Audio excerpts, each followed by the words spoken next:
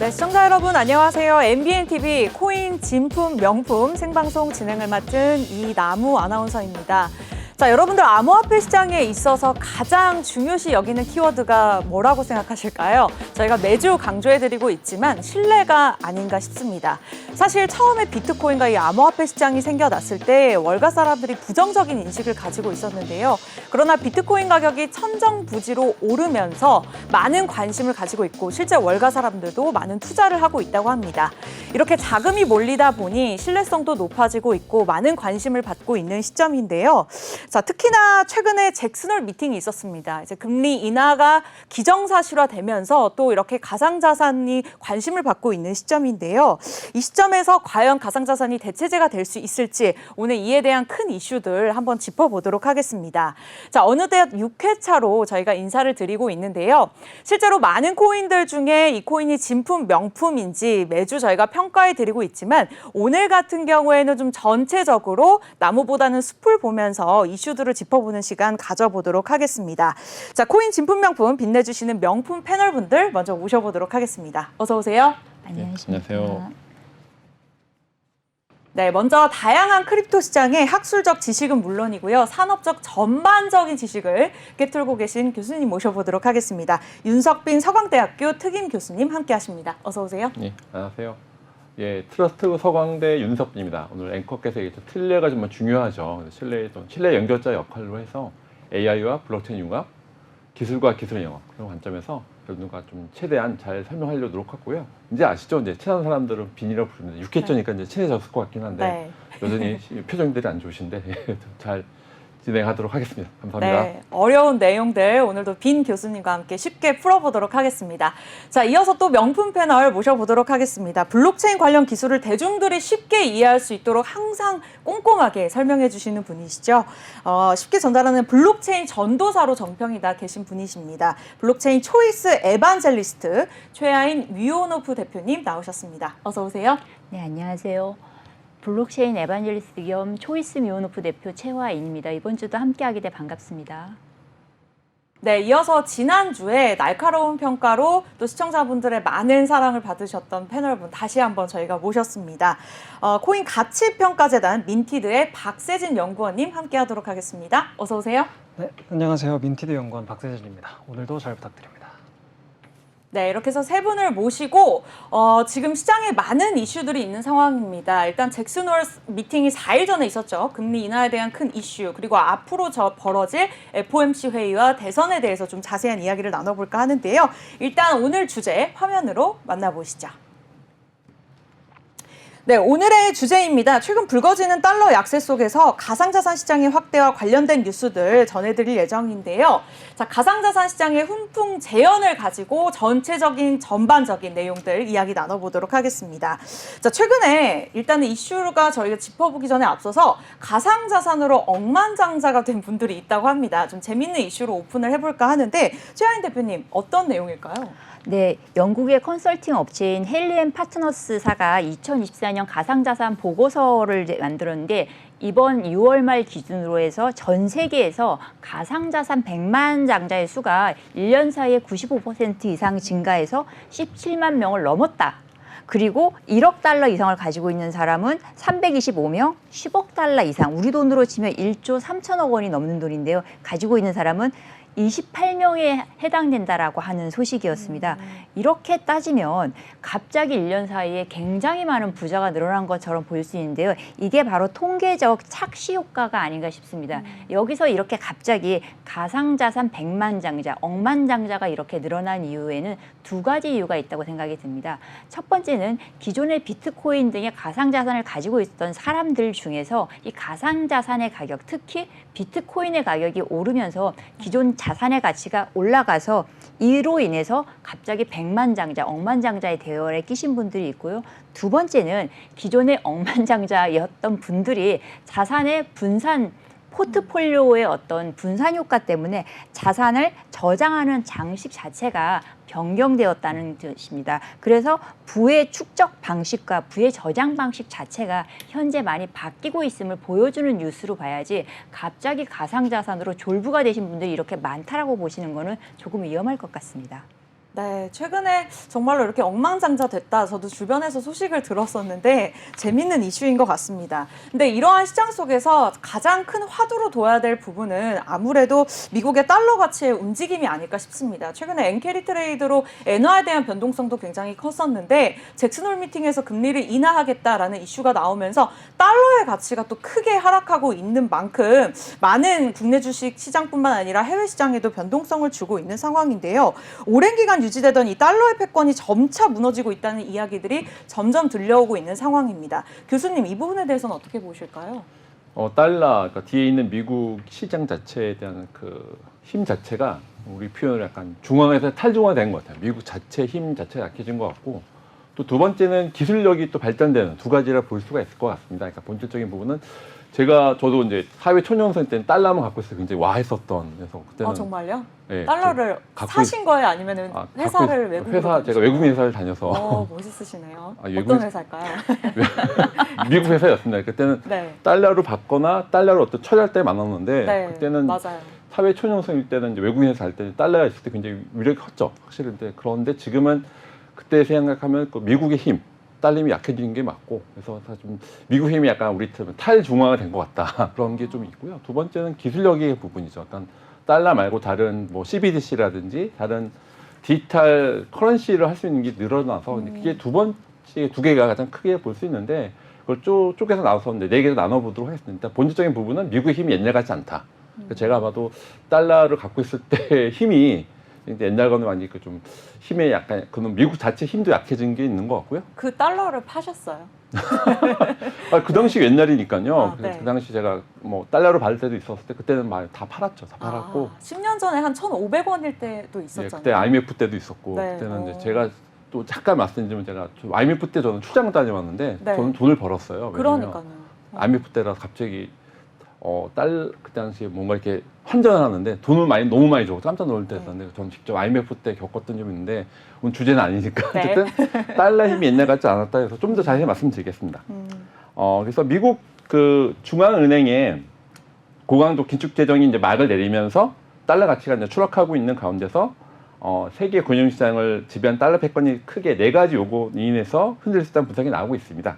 첫 번째는 미국 경제 제재가 이제 주목되고 있습니다. 2022년 러시아가 우크라이나를 침공하자 미국은 러시아 외환 보유액을 동결시키는 이 같은 달러 무기화가 달러 지위의 훼손했다고 이어진다. 왜냐하면 달러를 갖고 너무 외교적으로 옛날 미국은 굉장히 강대국이니까 세계 경찰로서의 역할이 있었는데 그러니까 네. 달러를 갖고 무기화시킨 게 있었고요. 그래서 두 번째는 미국 브리킨스 연구소는 미국 정부가 최근 지출을 늘리면서 미 국채가 급증하고 있다는 점도 달러가 약해지고 있다는 거고, 세 번째는 아까 말씀 기술에 대한 발전이죠. 네. 결제 시스템 관련 기술력이 향상되면서 달러 수요가 약화될 수 있다는 관측도 예측되고 있습니다.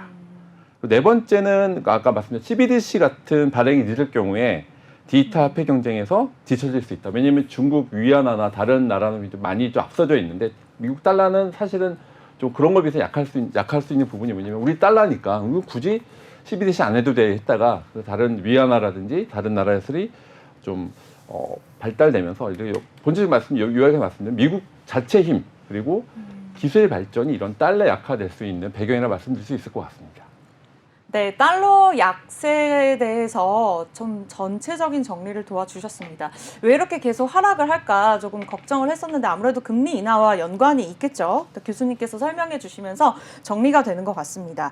자, 근데 오늘 장에서 그나마 좀 0.45% 오르면서 1,330원까지 좀 회복하는 모습을 보이기는 했습니다. 그러나 1,400원을 가냐 마냐 한 두 달 전만 해도 이러한 이슈가 있었는데 아직까지는 좀 회복을 못하고 있는 상황입니다. 이 달러 약세에 대해서 우리 최하인 대표님께서는 어떻게 생각하시는지 궁금하거든요. 저도 이제 윤 교수님 하신 말씀에 굉장히 동의를 하는데 크게 이걸 조금 나눠보면은 기본적으로는 미국 정부가 이제 바이든 정부가 되고 나서 정부 부채가 너무나 기하급수적으로 늘어났다는 점이 있습니다. 그래서 2000년 대비했을 때 미국이 지금 전 세계에서 GDP 대비 정부 부채 비율이 전 세계 4위로 그러니까 55.6%에서 126.9%로 굉장히 올라서 지금 세계 1위인 일본이 251.9%인 거에 비하면 굉장히 많이 늘어났고 그냥 국가 부채의 규모 자체로는 전 세계 1위입니다. 그리고 우리나라는 한 13위 정도 되는 상황이고요.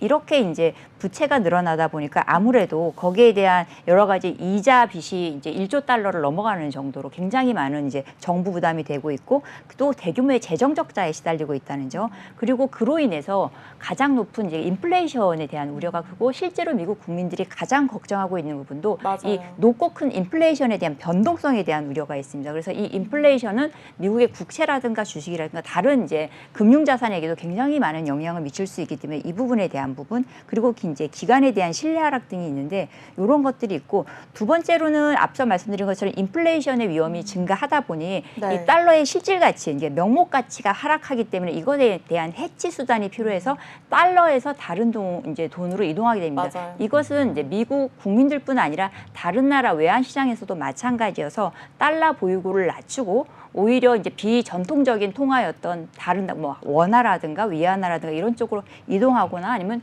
금을 구입하는 형태로 바뀌고 있습니다. 그리고 세 번째로 중요한 것이 미국의 대외 리더십이 굉장히 약화되고 있다는 부분인데요. 이 부분은 이제 공화당이 뭐 트럼프가 되든 아니면 민주당의 해리스가 되든 다 같이 일어날 수 있는 문제인데 트럼프는 기본적으로 보호무역주의이기 때문에 자국 내에 있는 경제는 감세를 그리고 해외에서 수입되는 것에 대해서는 과세를 지금 시키는 지금 현재 가장 중요한 정책입니다. 그래서 이와 같은 형태에서는 아무래도 이제 나토에 대해서는 비판적인 어조이고 그 다음에 환태평양 경제 이제 뭐 다자 협정 같은 경우에는 거기에선 탈퇴를 한 상황이기 때문에 아무래도 달러가 가지고 있는 정치적 위상이 낮아질 수밖에 없고 민주당 같은 경우에는 이제 러시아와 우크라이나의 전쟁 때문에 가지게 되는 탈달러화 세력, 러시아를 중심으로 한 탈달러화 세력을 강하게 만들어줄 수밖에 없는 구조이고 실제로 러시아에서는 이제 그 미국의 스위프트, 그러니까 국경 간 거래를 벗어나서 러시아의 자체적인 SPFS라고 하는 결제 시스템에서 지금 중국의 위안화와 브릭스를 중심으로 새로운 결제 시스템을 지금 구축하고 있는 중입니다. 그래서 이와 같은 형태로 달러의 세력이 약화되고 있고 탈달러의 세력이 강화되고 있는 이와 같은 것들이 모두 달러 약세를 부추기는 하나의 요인이라고 볼 수 있습니다. 네, 아주 쉽게. 네. 네, 그래서 요약하자면 대규모의 정부 재정 적자, 부채 증가, 그리고 큰 인플레이션, 그 다음에 이제 미국의 해외 리더십 부재, 이제 그거 약세가 전체적으로 달러에 대한 약세를 초래하고 있고 이것이 이제 새로운 가치 저장 수단으로서 비트코인의 가치를 수요를 크게 증가시킬 것이다 이렇게 기대되고 있습니다. 네, 어쩌면 미국 시장과 가상자산 시장의 이렇게 흐름이 반대로 가지 않을까라는 기대감을 가지고 있는 상황이고 아시다시피 이렇게 자산 시장과 달러 패권 모두 유기적으로 연결이 되어 있습니다. 현재는 좀 경기 침체 구간이다라고 인정을 할 수밖에 없는 시점인데 어쨌든 한쪽에서 자금이 줄어들면은 한쪽으로 자금은 몰리게 되어 있습니다. 왜냐하면 자금은 한정적으로 되어 있기 때문에 그래서 조금 더 그 포인트 부분에서는 우리가 기대감을 가질 수 있지 않나 싶은데요. 자, 말씀 주신 대로 미국의 달러 패권이 약해지는 가운데 금값 같은 경우에는 역대급 상승 흐름을 나타내고 있습니다. 물론 금값이 10년 차트로 보았을 때도 우상향 흐름을 나타냈지만 오늘만 해도 0.27% 올랐거든요. 그람당 108,400원을 지금 기록하고 있는 상황입니다. 대표님, 이렇게 금값이 오르는 데에서는 어떻게 보고 계실까요? 네, 이제 영상으로 아마 나갈 텐데 그 금이라고 하는 것이 굉장히 아름답지 않습니까? 그런데 네. 이제 금의 국제 금값을 봤을 때 지난 8월 16일을 이제 기점으로 해서 2,500달러를 돌파했습니다. 그리고 지금까지 지속적으로 오르고 있는데 금을 이제 국제 금값에서 하는 그 단위가 따로 있습니다. 트로이 온스라고 하는 것이 있는데 이것은 우리로 보면 한 1g 정도 되는 것이고 이것은 기존의 온스하고는 좀 다릅니다. 온스는 한 28g 정도여서 사실 미국에서도 그 살 때는 트로이 온스로 해서 31.1g으로 사고 팔 때는 그냥 온스로 해서 이 사기를 치는 경우가 굉장히 많은데 사실 트로이 온스라고 하는 것은 고대 로마 때부터 시작이 되어 있는 어떤 이제 기금속을 쓰는 전문 단위로 금, 은, 뭐 백금 같은 것들을에만 쓰는 전용 단위라고 볼 수 있습니다. 그런데 이 우리가 흔히 그림에서나 영화에서 봤던 그 골드바 하나가 400 트로이 온스 정도 되고요. 이와 같은 형태로 계속 지속적으로 이제 금값이 오르고 있는 추세입니다.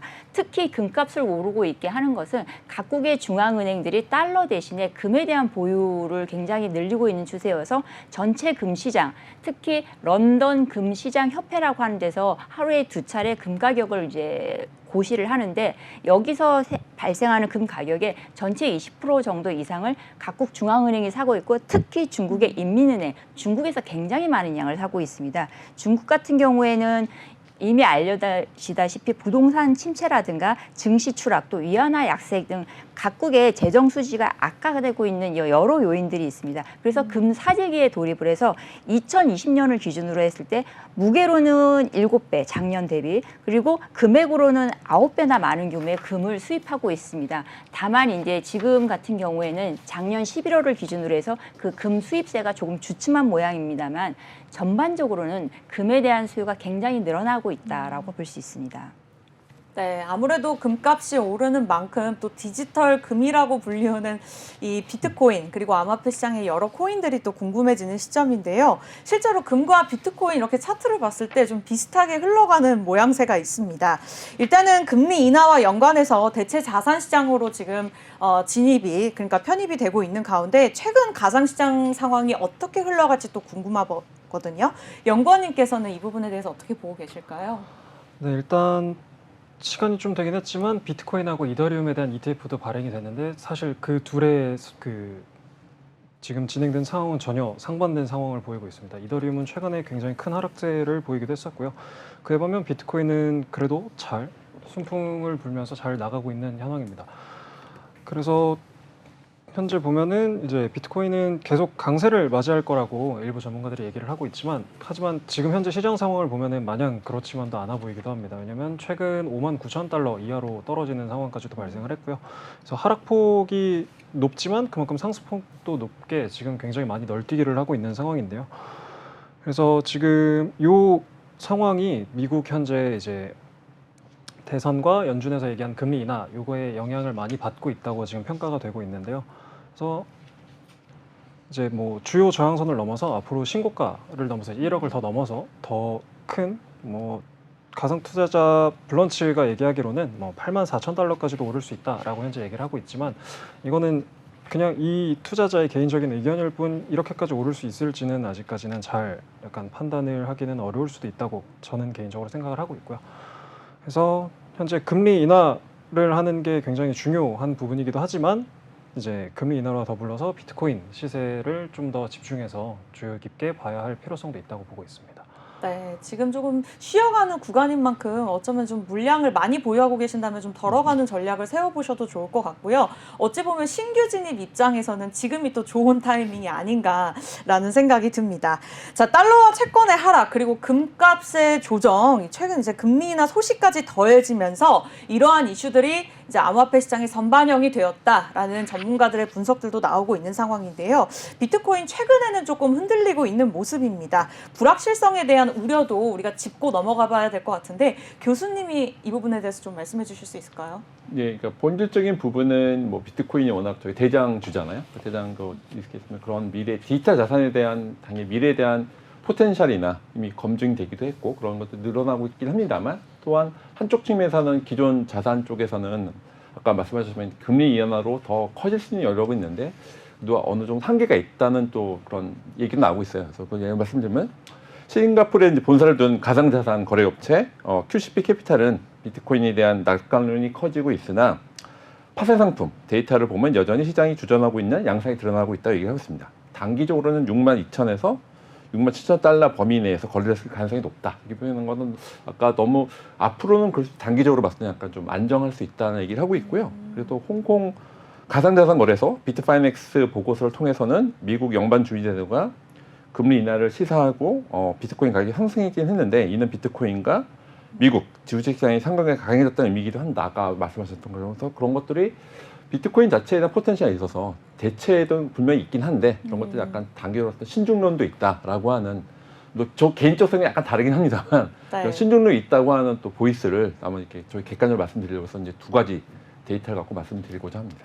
네, 좋습니다. 어쨌든 오늘 장에서 일단은 좀 하락하면서 58K를 기록하고 있는 상황인데 62K 정도까지는 회복할 수 있다라는 좀 전체적인 흐름에 대해서 말씀을 주셨습니다. 자, 어쨌든 지금 좀 쉬어가고 있고 변동성이 있다 하더라도 자산이 암호화폐 시장으로 몰리고 있는 건 사실입니다. 왜냐하면 달러의 하락도 있었고요. 금값의 조정도 있었고요. 이제는 자산을 저장하는 공간이 이제 암호화폐 시장이 아닐까라는 저의 개인적인 생각도 추가가 되는데요.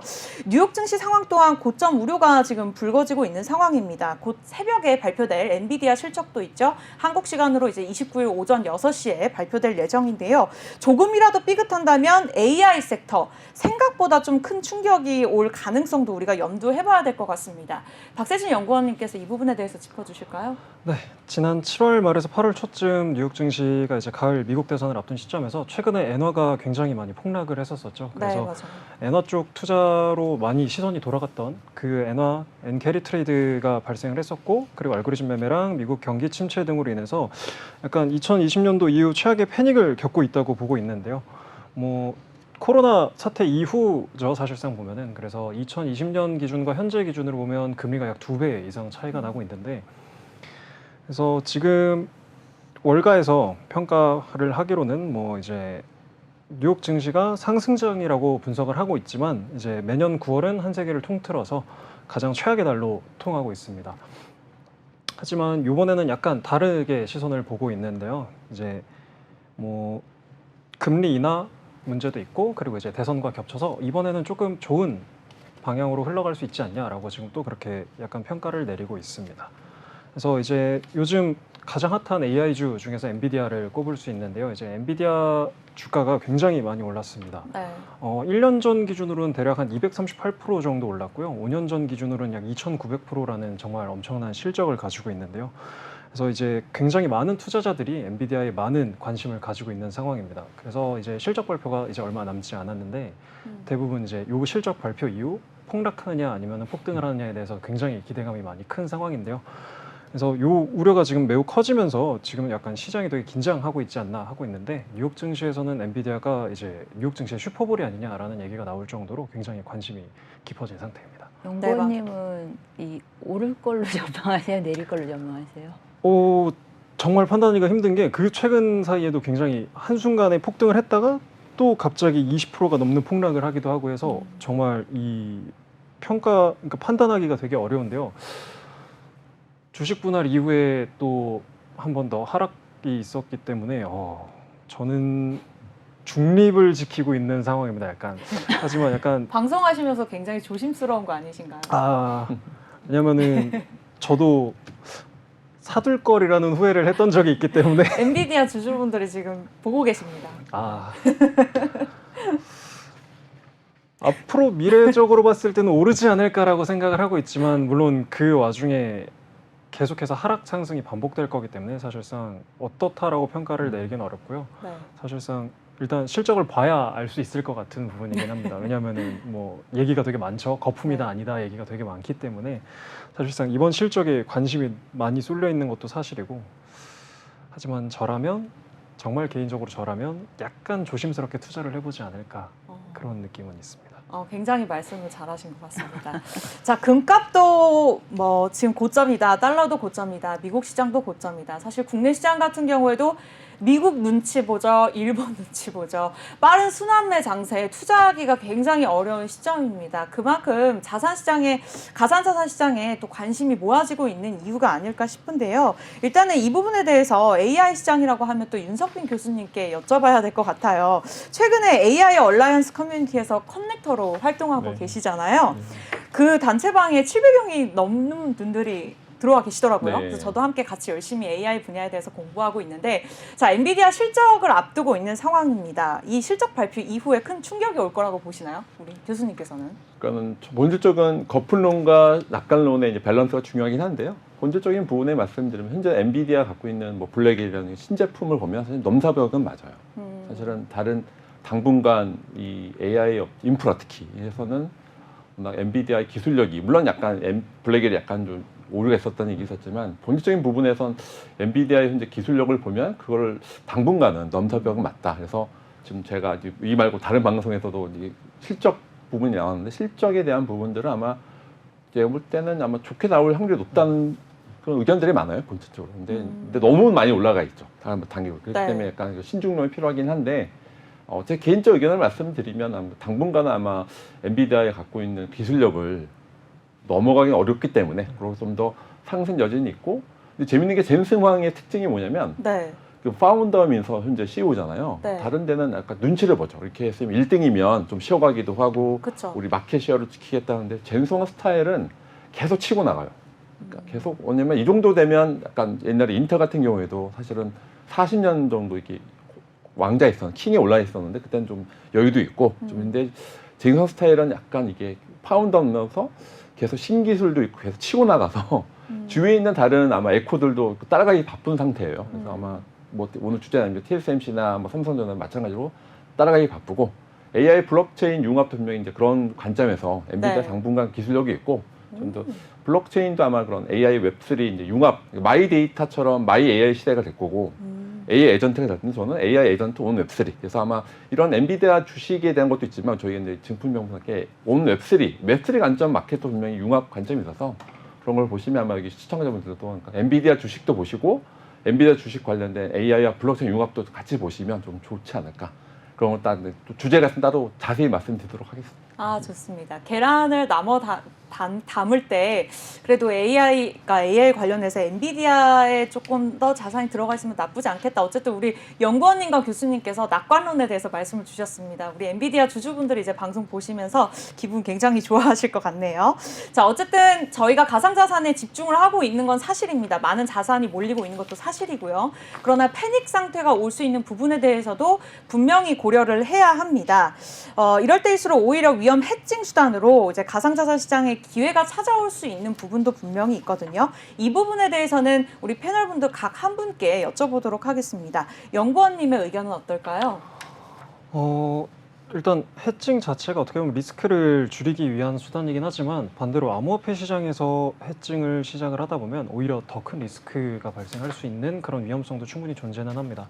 그래서 어떤 걸 이제 해칭 수단으로 삼아야 되는지가 항상 이제 어떻게 선택을 할지가 가장 큰 포인트인데 이 부분은 사실상 정답은 없다고 봅니다. 왜냐하면은 그때 시장 상황에 맞춰서 뭐 충분히 등락폭이 너무 크지 않고 좀 일정한 상태를 볼 수 있는 그런 이제 암호화폐나 아니면은 뭔가 조금 더 리스크를 안을 수 있지만 조금 등락폭이 있는 수단으로 해칭을 삼아도 어느 정도 리스크는 충분히 상쇄는 가능하다고 보고 있습니다.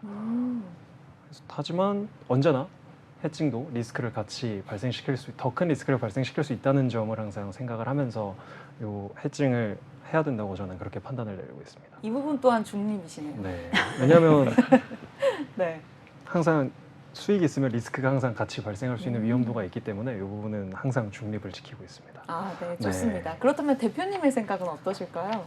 기본적으로 이제 근대 포트폴리오 이론, 이제 해리 마코이치가 했던 그 근대 포트폴리오 이론이 어떤 자산을 했을 때 저희가 보통은 로우 리스크 하이 리턴을 원하지만 맞아요. 그게 어떤 정도 이상의 수익률을 변동하는 상황에서 유지를 하기 위해서는 로우 리스크 하이 리턴뿐 아니라 뭐 하이 리스크 하이 리턴 혹은 하이 리스크 로우 리턴의 모든 것들을 같이 분산 투자하는 것이 가장 좋다. 그러니까 앞서 이제 이남우 아나운서가 말씀하신 것처럼 달걀을 나눠서 담으라라는 것이 하나의 이제 명언처럼 되어 있습니다.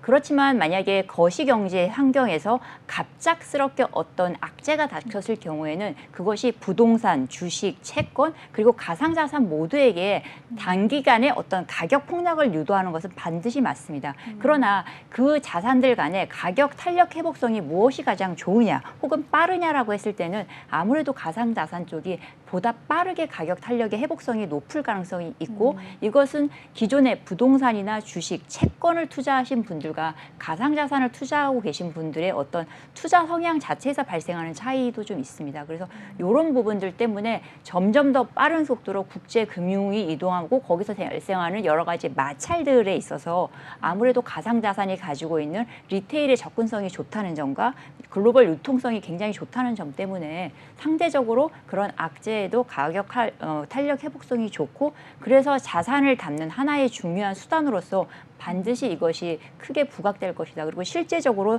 이와 같은 형태로 지금 비트코인 가격이 하방 압력을 받고 있는 상황에서도 네. 상당히 견고하게 가격이 유지되고 있으며 ETF를 통해서 계속 자산이 180억 달러 이상 들어오고 있다는 것만으로도 이것이 보여주고 있는 하나의 가능성을 보여준다고 생각합니다. 다만 그렇다고 해서 가상자산 시장에서 비트코인과 이더리움 내지는 같은 가상자산 그 그룹 내에서 여러 개의 코인들을 담으면 이 가상자산은 모두 한꺼번에 쓸어가거나 올라가는 성격이기 때문에 이것은 해칭 효과를 가지기 어렵다는 점을 말씀드리고 싶습니다. 네, 그렇게 전체적으로 비트코인 차트를 봤을 때도 최근에는 조금 쉬어가는 모습이긴 하지만 전체적으로 수프로 봤을 때는 우상향 흐름을 나타내고 있거든요. 그런 만큼 디지털 금이라고 불리는 게 아닌가 싶습니다. 자, 일단은 이런 상황일수록 해칭 수단으로 가상자산 시장에 기회가 찾아올 가능성, 우리 교수님은 어떻게 생각하실지 궁금하거든요. 네, 그러니까 몇 번 말씀드렸지만 복합 금융의 시대죠. 그러니까 기존 리거시 금융하고 디지털 자산이 연결되고 융합되는 이런 시장은 뭐 이미 와 있고요. 근데 좀 안타까운 건 저희 나라가 좀 더 기회가 있었는데 그러니까 네. 사실은 몇 번 말씀드리지만 SEC하고 JP 골드만삭스가 싸우는 것처럼 보였지만 뒤에서는 다 준비를 많이 하고 있었거든요. 그런 것좀 저희 나라가 준비했으면 좋았긴 했는데 아까 말씀한 저도 기본적인 글로벌 성향이 있고 이 시장 자체가 그리고 워낙 다이나믹하죠. 그리고 네. 또 저희 나라 사람도 잘 맞아요. 맞아요. 다이나믹하고 워낙 그런 성향과 좀 맞는 것 또 같아요. 맞기도 하고 네. 아까 이제 성향도 있고 글로벌도 성향도 있고 기술의 또 융합 연결돼 데이터가 또 자산화되기 때문에 이런 것들은 아마 분명 해칭으로서의 역할 분명히 있다 생각하고요. 그런 것들이 좀 늘려갈 수 있고 기존 금융도 그걸 알고 있어서 이미 저도 가끔 보면 블룸버그에서 맨날 우리 이미 뭐 비트코인이나 이더리움 에셋 클래스를 얘기를 많이 하시더라고요. 이미 자산으로 들어와 있다 보여지고요. 그러니까 기존 금융권 이제 좀 안타까운 건 저희 이제 뭐 기존 약간 기관의 시장이 됐죠. 근데 기관 시장이 됐고 개인들의 입장에 시청자분들 개인의 입장에서는 좀 더 신중하기도 하고 또 인사이트 있게 좀 찾아보실 필요가 있는데 아마 이미 시장 자체도 그렇고 이미 이런 에셋 클래스가 됐다는 거에 가서 이미 해칭에 이제 해칭 정도가 아니라 아마 큰 하나 엘리먼트가 돼 있지 않나 그렇게 생각하고 있습니다. 네, 이렇게 해서 가상자산 시장에 대한 전반적인 내용들 저희가 함께 다뤄보고 있는데요. 이렇게 암호화폐 시장 그리고 비트코인에 대해서만 저희가 언급을 했습니다만 최근 화제가 되었던 비트코인과 이더리움의 또 ETF의 희비가 엇갈리고 있는 뉴스도 전해지고 있습니다. 가상자산이라고 해서 모두 상승하는 건 아니죠. 그만큼 옥석 가리기가 중요해지는 시점인데요. 그런 옥석 가리기 저희가 진품인지 진품 명품인지 항상 말씀드리지만 이 부분에 있어서 기준을 어떻게 삼아야 될지 또 궁금해하시는 분들 많으실 것 같아요. 교수님께서 말씀해 주실 수 있을까요? 네, ETF 아까 잠깐 뭐 우리 연구원님 말씀하셨는데 비트코인은 계속 유입이 되고 있는데 이더리움 빠지고 있다는 게 현재 이게 키포인트인 것 같아요. 네. 그러니까 이것도 몰리는 거죠. 그러니까 일단 1등한테만 몰린다. 약간 저희는 약간 탈중앙의 세상을 원하긴 합니다만 아주 네. 중앙화되는 게 있는 것 같아요. 1등한테 몰릴 수 있는 비트코인은 계속 유입되는 게 맞고 있는 것 같고요. 근데 이더리움은 빠지고 있는 게 이제 데이터상 나와 있는 것 같아요. 기본적인 에서 좀 숫자를 말씀드리면 네. 현재 그 비트코인 현물 ETF에 들어온 것들은 총 한 5억 5,300만 달러, 약 7,365억이 이제 기록을 하고 있습니다. 그러니까 굉장히 숫자 자체가 원래 많이 빠져 있었다 ETF로 많이 들어오고 있는 상태고요. 그래서 이렇게 뭐 그레이스케일에서 빠져 있었던 것들이 뭐 블랙록이라든지 우리 레드핑크 회장님, 우리 네. 유명하신 분들 모든 게 다 자산화 될 거야. 그분께서도 하는 블랙록의 상품이 들어오면서 유입이 더 늘어나서 비트코인 ETF 자체만이 늘어나고 있는 걸 조사되고 있습니다. 근데 이렇게 되고 있는데 약간 거꾸로 우리 이제 옥석가리니까 이더리움은 성적이 좋지는 않아요. 이더리움에서 네. 빠지고 있어서 아마 너무 저 개인적으로 생각으로는 이더리움이 약간 억울한 부분도 있는데 너무 비트코인에 몰려서 사실은 기술적인 스마트 컨트랙트라든지 좀 더 디지털 자산 확장적인 이더리움이 있는데 이더리움은 예상보다는 또 떨어지고 있어서 거기 좀 안타깝긴 합니다. 개인적 의견은. 네, 좋습니다. 옥석 가리기 사실 말은 쉽지만 쉽지 않거든요. 그래서 우리 교수님의 의견을 좀 잘 참고하시면 좋을 것 같습니다. 자, 어쨌든 지금 불확실성의 상징이랑 여겨지던 이 가상자산이 오히려 기존 자산 시장의 불확실성을 해소하는 수단으로 자리매김한다는 것이 또 어떻게 보면 아이러니한 상황인 것 같습니다. 자, 민티드는 그렇게 다양한 코인들을 이렇게 평가를 해주고 또 정말 우리 객관적으로 우리 여러분들이 투자할 수 있게 도움을 주고 있는데요. 지난주 같은 경우에는 맘모스 코인에 대해서 또 평가를 해주셨죠. 이제 개별 코인의 토크노믹스의 안전성에 대한 부분도 점차 중요해지고 있는 게 아닌가 싶습니다. 자, 그렇다면 코인의 옥석 가리기가 중요해지는 시점에서 어떤 코인이 안전한 코인인지 의견을 주실 수 있다면 우리 박세진 연구원님의 의견이 궁금합니다.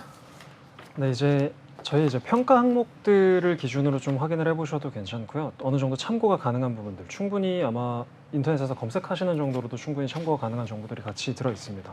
그래서 일단 토크노믹스, 어떤 토큰을 선택할지에 대해서 가장 중요한 부분들은 신뢰도가 가장 중요하다고 생각을 하는데요. 그렇죠. 이 토큰이 또는 이 코인이 앞으로 얼마나 신뢰도를 가지고 프로젝트가 성장할 수 있냐, 이게 좀 가장 중요한 부분으로 보여지고 있습니다. 왜냐하면은 마일스톤이 제대로 이루어지지 않는 토큰들도 분명히 있고요. 그런 프로젝트들도 충분히 많이 있는 상황입니다. 그래서 그걸로 피해를 보신 분들도 생각보다 굉장히 많은 편이고요. 그래서 항상 신뢰도를 우선적으로 판단을 하게 됩니다. 그래서 신뢰도 다음으로는 이제 생태계가 얼마나 잘 구성되어 있는가인데, 저번 그 맘모스 코인 때도 말씀드렸듯이 이제 공급이 있으면 이제 수요와 공급, 그리고 이게 모두 맞춰져야 하는데 소각처가 어떻게 보면은 좀 중요한 포인트라고 할 수 있습니다. 왜냐하면 가격을 형성하는 데 있어서 소각처가 불분명하면 이제 계속 공급만 되다 보면 이제 그거에 대한 리스크가 충분히 발생할 수 있기 때문에 그 부분이 조금 중요하게 생각되는 부분입니다. 그래서 뭐 두 개를 크게 나눠보자면 신뢰도도 있지만 그 이제 얼마나 안정적으로 코인이 생태계가 구성이 돼 있냐, 요거를 좀 중요하게 보셔야 될 것 같은데요. 요 두 개만 놓고 보셔도 아마 대부분 믿을 수 있는 것들로 선정할 수 있는 가장 편하게 확인하실 수 있는 아마 그 기준이 되지 않을까 생각하고 있습니다. 왜냐면 그 두 가지 부분에 대해서는 뭐 백서 외에 토큰 홈페이지 자체에서도 명시하고 있는 부분들이라서 뭐 너무 상세하게 살펴보지 않아도 될 정도로 많이 오픈되어 있는 정보들을 기준으로 그렇게 보시면 되고요. 만약에 조금 더 상세하게 보고 싶으시다라고 하면은 이제 여러 가지 문서들을 찾아보게 되는데요. 대부분 이제 뭐 저희가 제공해드리는 평가 문서 이런 것도 있고요. 아니면 뭐 이제 그 외부에서도 뭐 오딧 관련된 문서들도 있고요. 그래서 조금 더 뭐 기술적인 측면도 확인하고 싶으시다 그러면 조금 더 자세하게 살펴보실 수 있는 그런 서류들도 뭐 많이 공개되어 있는 상황이라 아마 어느 정도는 충분히 개인적으로 평가를 내리실 수 있다고 생각되는 부분이 있습니다. 네, 믿음이 갈 수밖에 없는 것이 지난주에 저희가 맘모스 코인에 대해서 평가할 때 항목이 한 8가지, 7가지 정도에서 레벨이 18레벨이었습니다. 그래서 맘모스 코인 같은 경우에는 BB 등급, 중간 등급이었는데 우리 연구원님께서는 일단은 지금 많이 오른 코인들보다는 앞으로 미래 가치가 있는, 또 앞으로 오를 수 있는 그러한 부분을 초점을 두고 평가를 해주셨기 때문에 이러한 부분에 있어서 굉장히 신뢰가 가고 앞으로 코인 평가에 대한 기대감이 있는 시점인 것 같습니다. 다음 회에서도 코인 평가 굉장히 기대해 보도록 하겠고요. 자, 일단은 다음 이슈로 또 넘어가 보도록 하겠습니다. 우리가 짚고 넘어가지 않을 수 없는데 미대선과 관련된 소식이죠. 미대선 기부의 큰 손으로 가상자산 업계가 지금 꼽히고 있는 상황입니다. 트럼프와 헤일리 모두 가상자산에 지금 집중을 하고 있는 상황이죠. 사실 이 트럼프의 피격 사건이 있을 때만 해도 암호화폐 시장, 이제 비트코인 크게 오른다 했는데 사실 이제 헤일리가 쫓아가 추격을 하면서 이제 거의 투표율이 비슷해지고 있는 시점입니다. 그리고 기부금의 절반이 가상자산 시장에서 나오고 있는 만큼 이제는 정말 어떻게 향방을 우리가 생각을 해야 될지 잘 모르겠는 시점인데 우리 대표님께서 어떻게 생각하고 계실까요? 네, 지금 이나무 아나운서님께서 말씀하신 것처럼 전체 이 지금 11월 5일에 있을 미 대선에서 전체 기업들이 낸 기부금이 2억 4,800만 달러 정도인데 이 중에 약 48% 정도를 가상자산 업자들이 내고 있습니다. 그래서 그게 한 1억 2천만 달러 정도, 우리나라 돈으로 한 1억 1천? 600억 정도 되는 굉장히 큰 규모죠. 그런데 이제 이 돈을 직접 캠프에 이제 기부를 하는 것이 아니라 슈퍼팩이라고 하는 제도가 있습니다. 그 슈퍼팩이라고 하는 제도는 자기의 어떤 로비스트 혹은 정책적으로 어떤 것들을 할 때 그것에 도움이 되는 그 돈을 무한정으로 보낼 수는 있지만 그 캠프에 직접 어떤 정당이나 후보자한테 직접 전달할 수는 없는 형태인데요. 이와 같은 슈퍼팩, 그러니까 정치 후원회를 이용해서 지금 이 가상자산 업계에서 굉장히 많은 돈을 이제 기부하고 있습니다. 이 중에서 특히 1위는 미국에서 코인베이스라고 하는 우리나라로 치면 업비트에 해당되는 대형 거래소가 한 5,050만 달러, 그 다음에 지금 SEC 한창 소송 중이었던 리플랩스에서 4,800만 달러 정도를 해서 전체 한 82% 정도를 이들이 내고 있습니다. 그리고 뭐 트럼프 같은 경우에는 이미 이제 본인이 NFT를 해서 3차를 한번 팔았고요. 그래서 3차까지 NFT 판매로 약 2천만 달러 정도의 돈을 챙겼고 어제자로 4차 NFT를 발매해서 다시 한번 더 돈을 땡길 생각인 것 같습니다. 네. 그리고 이미 가상자산 업자들로부터 한 400만 달러의 정치 후원금도 따로 받은 것으로 알고 있어서 부자지만 정치에는 내 돈을 쓰고 싶지 않다는 건 역시 모두 다 마찬가지인 것 같습니다. 사업도 남의 돈으로 정치도 남의 돈으로 이렇게 하는 것을 굉장히 여실히 보여주고 계신데 아무튼 트럼프의 이번에 4차 NFT가 얼마의 가격에 팔릴지 그것도 한번 관심을 두고 봐야 될 사안인 것 같습니다. 아, 네. 앞으로의 향방이 굉장히 궁금해지는 시점인 것 같습니다. 자, 이렇게 해서 미국 대선의 이야기로 나누고 있는 상황인데요. 한편 최근에 트럼프 아들이 또 투자한 가상자산 프로젝트에 빨간불이 켜졌다고 합니다. 교수님 어떤 내용일까요? 네, 이거 말씀하기 전에 네. 트럼프가 그런 얘기 했어요. 저도 이제 비트코이너 2024 컨퍼런스 갔을 때도 그 장면이 기억나는데, 그러니까 비트코이너한테 막 이렇게 막 했었던 게 있었는데, 그러니까 그런 얘기 있더라고요. 그러니까 우리 블록체인 월드에서는 트럼프가 되는 게 좋긴 한데, 네. 우리나라 입장에서는 해직생이었다. 맞아요. 그런 얘기가 있는데, 그런 관점에서 트럼프 확실히 그런 약간 이번 선거도 트럼프 대 반트럼프의 선거인 것 같아요. 그러니까 뭐 약간 트럼프를 좋아하는 사람과 좋아하는 딱 이렇게 갈라지고 있는데, 아마 블록체인 월드에서 입장에 보면 이제 아마 좀 더 상대적인 부분에서는 좀 더 공화당이 트럼프가 좀 더 우호적인 것 같긴 한데, 어쨌든 그런 관점에서 또 트럼프 아들이 또 프로젝트를 했다고 합니다. 그래서 그런 얘기 말씀드릴게요. 그래서 트럼프가 아들이 하는 프로젝트가 이제 디파인트 원츠라고 하는 이 프로젝트가 있었는데, 현재 이제 이름은 월드 리버티 파이낸셜이라고 이제 바뀌었다고 하는데, 브랜드를 변경해서. 그래서 이제 이 프로젝트가 이제 실제 트럼프 아들이 이제 직접 도널드 트럼프 주니어, 에릭 트럼프트에 의해서 이제 언급이 됐다고 하는데, 이 경우에 아까 디파이라고 하는데 아직 알려져 있긴 한데, 그럼 약간 뭐 트럼프가 또 우호적이니까 아들도 영향을 받았나 봐요. 네. 그럴 수밖에 없죠. 아들이. 원래 비타릭 부터 아버지 영향으로 이제 비트코인 했다는 얘기가 있는데, 그런 것처럼 트럼프 아들이 이제 영향을 받아서 했는데, 약간 아직은 이 뉴스의 종합으로 보면 아직은 알려지지 않는데, 약간 이제 확실한 건 이게 어떤 프로젝트인지 많이 알려지지 않습니다. 어쨌든 이건 얘기는 어떤 트럼프 약간 캠프 쪽에서도 그렇고 트럼프 쪽에서 약간 좀 우호적이다. 그러니까 아들까지 나눠서 이렇게 좀 움직이 있어서 아마 아버지 영향 받아서 한 것 같고, 어쨌든 아까 얘기했듯이 약간 쇼맨십도 있고 또 사업적인 부분은 아무래도 약간 좀 피를 받은 것 같습니다. 네. 근데 어떤 건지는 좀 더 검증이 필요하다. 나중에 민티즈 통해서 검증을 해봐야 될 것 같긴 한데 검증이 필요할 수 있는 프로젝트긴 한데, 아직 뭐 객관적으로 아직 이게 어떤 건지 정확히 알려져 있지는 않고 있습니다. 네. 연구원님 괜찮으시죠? 평가할 내용이 많아서 표정이 안 좋아지시나요? 아닙니다. 한번 트럼프도 평가를 하시는 건가요? 트럼프 NFT를 도전해 보도록 하겠습니다. 지금 연구원님의 역할이 점점 더 중요해지고 있는 시점입니다. 저희 아직 6회차인데 매회 이제 진품 명품인지 코인에 대해서 평가할 테니까요. 이 부분도 기대하시면 좋을 것 같고요. 자, 그렇다면 최하인 대표님의 생각도 궁금합니다. 최근 트럼프 아들이 투자한 가상자산 프로젝트에 빨간불이 켜졌다고 합니다. 어떠한 소식일까요? 빨간불이 켜진 게 아니라 향후에 켜질 것 같은 걸로 생각이 드는데, 일단 트럼프의 이제 장남과 그 이제 차남인 트럼프 주니어와 에릭 트럼프가 이제 같이 이거를 하겠다라고 이제 텔레그램에 채널을 개설을 하고, 이 채널을 통해서만 우리의 모든 정보가 제공된다라고 했는데, 이 프로젝트를 트럼프가 자신의 개인 SNS, 그러니까 757만의 팔로워를 걸린 자기 채널에 올리면서 요것들을 이제 트럼프도 같이 이 사업에 참여하고 있는 모양새를 띠고 있습니다. 그런데 이제 중요한 것은 트럼프를 가지고 이제 했던 가상자산의 이제 그런 프로젝트들이 이미 트럼프가 자기가 등장을 했던 지금 어제까지 사회 NFT 판매뿐 아니라 이달 초에 솔라나 기반의 그 RTR이라고 하는 프로젝트도 있었었는데 이게 트럼프와 관련이 있다고 해서 막 오르다가 관련이 없다라고 얘기하니까 90%가 빠지는 등의 이렇게 혼선이 좀 있었습니다.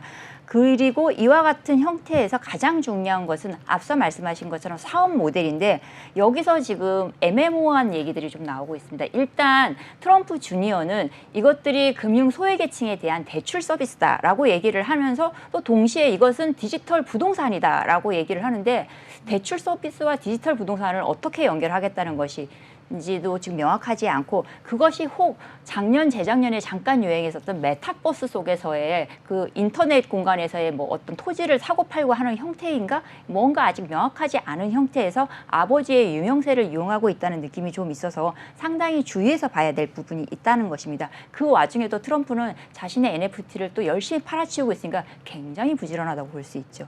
어쨌든 간에 이 프로젝트에 대해서는 과연 프로젝트 자체의 객관적인 어떤 실질적인 비즈니스 모델이 있느냐. 그러니까 유명인으로 인한 셀럽들에 의해서 그 비즈니스 모델을 만든 것이 아니라 자체적인 모델이 있는지를 보는 것이 가장 중요하다고 생각합니다. 네, 좋습니다. 일단은 가상화폐 시장 저희가 지금 FOMC 회의를 앞두고 있는 상황에서 금리 인하에 대한 이슈가 있었고 그리고 미국 대선 이후의 흐름까지도 패널분들의 각 의견 잘 들어봤습니다.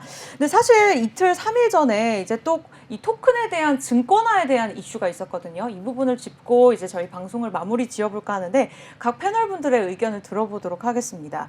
자, 토큰을 증권화해야 될지 말아야 될지 우리 대표님이 이 부분에 대해서는 어떻게 보고 계실까요?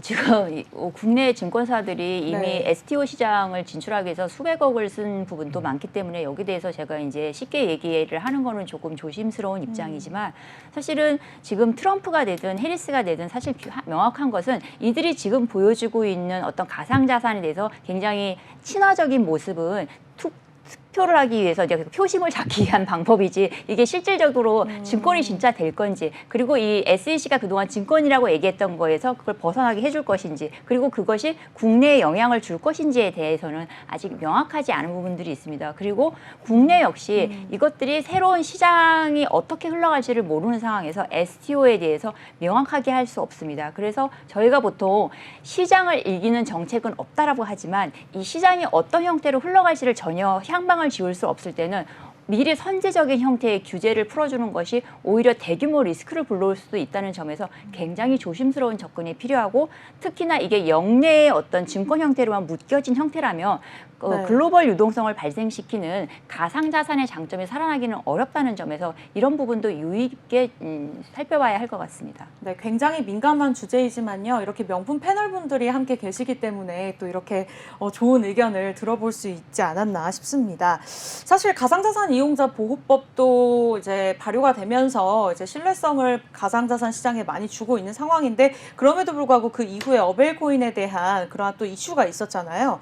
그래서 토큰을 증권화 시키냐 마냐 이 주제도 굉장히 민감한 소재이긴 합니다. 대표님께서 굉장히 자세하게 그리고 개인적인 의견에 대해서 조심스럽게 말씀 주셨는데 교수님은 이 부분에 대해서 어떻게 보고 계실까요? 네, 뭐 저도 조심스럽긴 한데 네.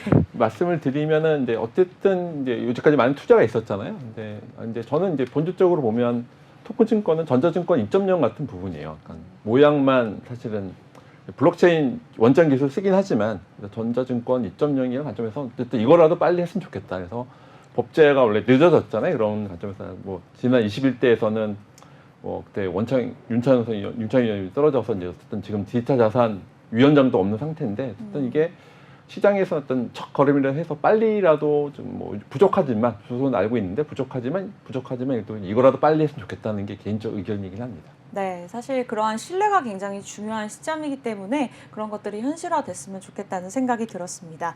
자, 오늘 매크로 시장의 변동으로 인한 가상자산 시장의 움직임을 저희가 명품 패널분들과 함께 정말 꼼꼼하게 살펴봤는데요. 저희가 매주 코인에 대해서 진품 명품인지 옥석 가리기에 대해서 도움을 드리고 있습니다만 이렇게 큰 이슈를 여러분들이 시장 전체적으로 볼 수 있게 또 도움 드리고 있습니다. 신뢰할 수 있는 코인에 대한 분석들 앞으로도 우리 민티드 기업과 함께하면서 또 매 회차 저희가 판단해 드리도록 할 테니까요. 기대해 주시기 바라겠습니다. 그리고 여러분들의 똘똘한 자산 포트폴리오 만들기 위해서 전략까지 세워드리도록 할 테니까요. 다음 회차에서 뵙도록 하겠고요. 자, 위대한 개츠비의 저자 피츠제럴드는요. 설사 모든 지지와 증거가 있다 하더라도 신뢰가 없으면 성공할 수 없다라는 말을 언급을 했습니다. 그만큼 신뢰가 중요한 상황 속에서 저희가 그렇게 신뢰감을 줄 수 있는 방송이 되도록 할 테니까요. 다음 주 오후 5시도 함께 해주시기 바라겠습니다. 자, 여기 저희 시청자 여러분께 다양한 정보 제공해 드리고 있는데요. 실제 코인에 대한 가격의 가치 그리고 상승과 하락은 보장하지 않기 때문에 참고로만 이용해 주시기 바라면서 다음 주 이 시간에 뵙도록 하겠습니다. 시청해 주신 여러분 고맙습니다.